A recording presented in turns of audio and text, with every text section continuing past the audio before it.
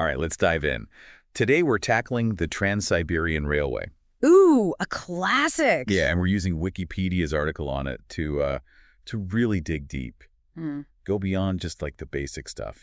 Absolutely. I mean, it's a story that's got everything, engineering marvels, political intrigue, you name it. Definitely. And it's huge, right? Like geographically. Oh, absolutely. Think 8 time zones. 8.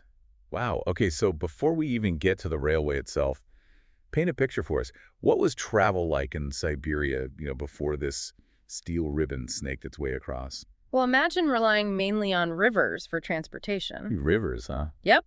But the thing is, they mostly ran north-south. So Yeah. not so helpful if you're trying to go east-west. Exactly. So if you wanted to move people or goods across Siberia, it was a long, slow, and expensive process. So then comes along this American entrepreneur, Perry Collins, with this, well, pretty audacious vision to connect Moscow to the Pacific by rail. Bold idea for sure. And at first, the Tsarist government wasn't exactly sold on it. Right, so what changed their minds? I think it was a few things coming together. There's this growing concern about British expansion in the east. And Siberia, while rich in resources, was really underdeveloped. So they saw the potential. Yeah, and a railway could kind of, unlock all that potential.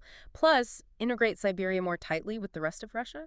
So it wasn't just about the engineering, it was strategic too. Oh, absolutely. Geopolitics and economics all mixed in. Makes sense. Now, once they decided to go for it, how long did it even take just to plan the whole thing out? Get this, 10 years. 10 years just for planning. Just for planning. And they considered all sorts of routes. Some even went through, like, modern-day Kazakhstan and Mongolia. Wow, that's a lot of ground to cover, literally. Oh, yeah. And then the construction itself was a whole other epic tale. 62,000 workers across 7 different sections of the railway. Wow. Okay, so I got to ask about Lake Baikal. That must have been a pretty big roadblock, right? More like a lake block. Uh-huh, right. So how did they even deal with that? I mean, it's huge. It is. Over 400 miles long and super deep.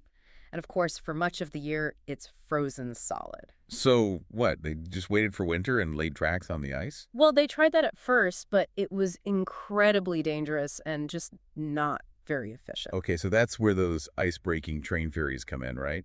The Baikal and the Angara? You got it. These weren't just little boats either. They were specifically designed to carry entire trains across the lake. Seriously, entire train. Yeah. Talk about a logistical feat. And what's even more interesting is that they were built by a British company. Really? A British company? That's kind of ironic considering the, political situation back then. Definitely adds another layer to the story. But yeah, these ferries were incredible. Reinforced hulls to break through the ice, powerful engines to haul all those heavy train cars. True marvels of engineering for their time. And you mentioned earlier that one of them, the Angara, is still around today. That's right. It's a museum now in Irkutsk. You can actually go on board and, kind of step back in time and imagine what it would have been like to cross Lake Baikal on this unique vessel. Wow, that would be amazing to see. Oh, it's definitely worth checking out if you ever get the chance. All right, so beyond the construction itself, what about the impact this railway had? I mean, one big one has got to be like Siberian agriculture. Right. Huge impact. For the first time, Siberian farmers had easy access to markets in the West. They could ship grain cheaply and efficiently, and it kind of shook things up a bit. Shook things up how? Well, their grain was cheaper than what farmers in central Russia were producing.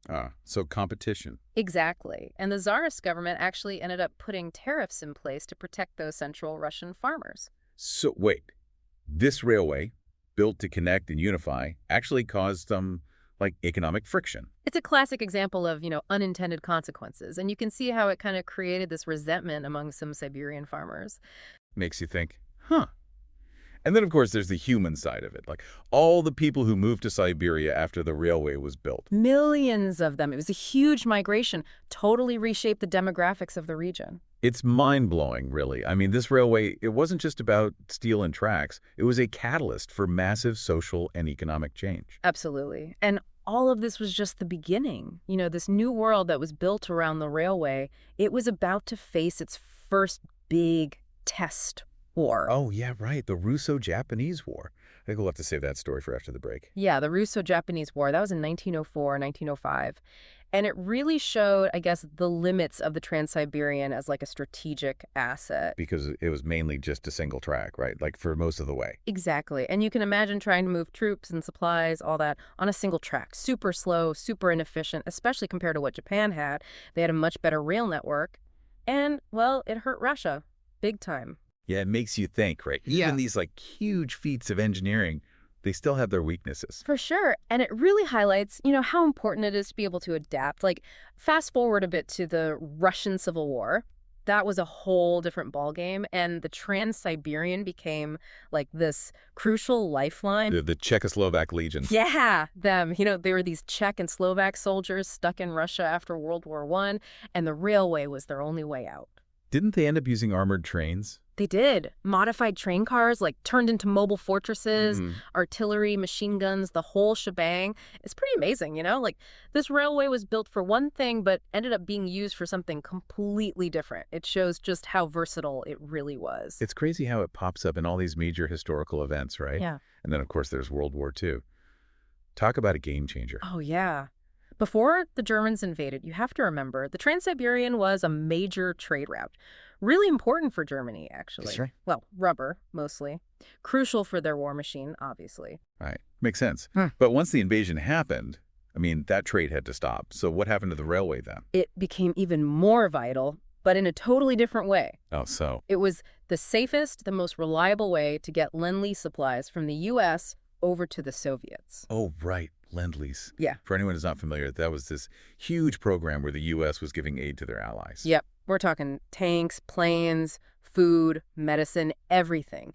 Anything the Soviets needed to fight the Nazis. And the Trans-Siberian, this massive steel ribbon stretching thousands of miles, it became the way to get it all there. It literally helped keep the Soviet war effort going. Wow. So this railway, built, decades earlier, ends up playing a key role in defeating Nazi Germany. Exactly. And it just goes to show you the impact this thing had, not just on Russia, but on the world. And even after the war, its story didn't end there. It didn't. Nope.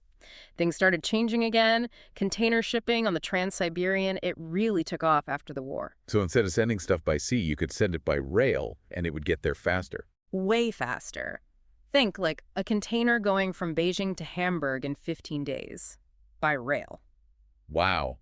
Okay, so we've been talking a lot about the classic Trans-Siberian route, but I know there are actually a few different routes, right? Each with their own, vibe. Oh, yeah, like the Trans-Manchurian. That one splits off from the main Trans-Siberian line in eastern Siberia and goes through northeastern China. So if you're feeling adventurous and want to see a bit of China, you take that one. Exactly. It goes through Harbin, this really cool city with a mix of Chinese and Russian influences, before eventually meeting back up with the Trans-Siberian line close to Vladivostok. What about the Trans-Mongolian? What's that one like? That one branches off around Lake Baikal and heads south right through Mongolia. You pass through Ulaanbaatar, the capital. It's a city steeped in, nomadic history and culture. So you get the Siberian taiga, the Mongolian steppe, and a bustling city all in one trip. It's pretty epic. Oh, and we can't forget the fourth route, the Baikal-Amur Main Line, or BAM. That's the one they finished pretty recently, right, in 91? Yep. The BAM goes north, sort of bypasses Lake Baikal entirely. It was a huge project, and the idea was to open up Siberia's northern regions, but also to have a strategic backup to the Trans-Siberian. Wow, so even after, over 100 years, they were still expanding the whole system. Makes you wonder what the future holds for it. Yeah, Sure. it really does. The Trans-Siberian Railway, it's a story of ambition, of innovation. It's faced so many challenges and just keeps evolving. Absolutely. And as we look ahead, you have to wonder, what role will it play in this world that's, all about globalization and technology and, all the complicated geopolitics we see these days? Big questions, for sure. What would a modern-day Trans-Siberian project even look like? Oh, yeah. Imagine that. High-speed rails, cutting-edge tunnels, maybe even underwater sections to get around those tricky spots. See, engineering would be mind-boggling, but the potential. Think about how it could change the way we transport things between Europe and Asia. It could be revolutionary. It really could. But it also makes you think about the geopolitical side of things, right? Could countries even cooperate enough to pull something like that off? That's a good point. Would it bring everyone closer or create new tensions? Would it be good for the economy or bad for the environment? It's a lot to consider, but I think that's part of what makes the Trans-Siberian Railway so fascinating. It reminds us that big dreams, they can come true. And when they do, they have these ripple effects. They change landscapes, but they also change economies, societies, how countries relate to each other. And it's a story that's still being written, right? Absolutely. Well, listeners, we encourage you to keep digging into this incredible topic. Picture yourself on that train, crossing a continent, feeling the rhythm of the rails beneath you. Let our deep dive be just the beginning of your exploration. And until next time, keep exploring. It's amazing, right? Like, to think about this journey we've just taken from those early visionaries who had this crazy idea to connect a whole continent to all the, the political stuff and the technological breakthroughs that made it all happen. Yeah, it really shows, I think, how ambitious people can be, how much we can achieve when we put our minds to it. And it's still going, still connecting East and West, helping with trade, giving people this, incredible travel experience.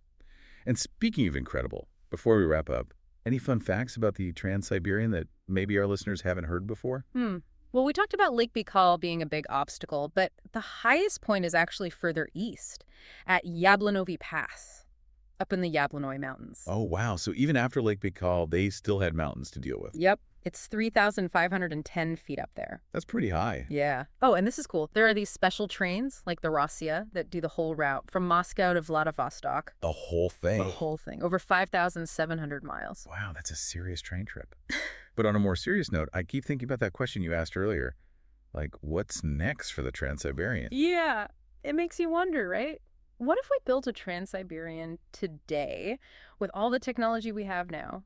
Oh, yeah, that's a great thought. High-speed trains, crazy tunnels, maybe even some underwater sections to get around stuff. It would be a massive project.